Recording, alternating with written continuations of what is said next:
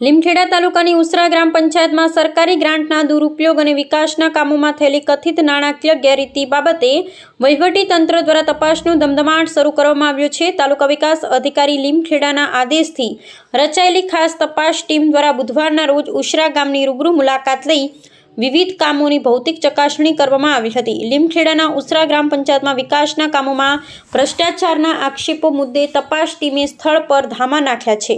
અરજદાર શ્રી સુંદરસિંહ મનસુખભાઈ પરમાર દ્વારા ગત 23/10/2025ના રોજ કરવામાં આવેલી લેખિત રજૂઆત અને નાયબ જિલ્લા વિકાસ અધિકારી દાહોદના પત્રના સંદર્ભે આ તપાસ હાથ ધરવામાં આવી છે.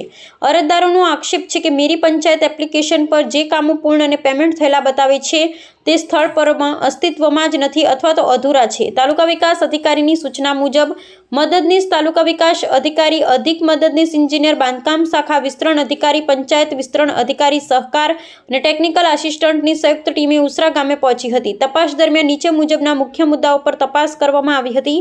લુહાર ફળિયા પંચાયત કચેરી ને પરમાર ફળિયામાં કાગળ પર બતાવેલ સામૂહિક શૌચાલયોની ભૌતિક સ્થિતિ, રેલવે લાઇનથી પ્રભાત મંગાના ઘર સુધીના સીસી રોડમાં થયેલ ₹1.23 લાખનો ખર્ચ અને કામની ગુણવત્તા, બોર મોટર, વોશિંગ ઘાટ અને હવાડાના કામોમાં થયેલી જગ્યાની અદલાબદલી અને નાણાકીય ઉચાપત, મુખ્ય નિશાળથી રમણભાઈના ઘર સુધીના અધૂરા રોડના કામમાં પૂરેપૂરું પેમેન્ટ ઉપાડી લેવા અંગેની ખરાઈ. તપાસ ટીમ દ્વારા સ્થળ પર પંચનામું કરી માપણી લઈ ગ્રામજનોના નિવેદનો નોંધી પ્રાથમિક અહેવાલ તૈયાર કરવાની તજવીજ હાથ ધરી છે. આ તપાસનો વિગતવાર અહેવાલ આગામી 7 દિવસમાં તાલુકા વિકાસ અધિકારીને સોંપવામાં આવશે.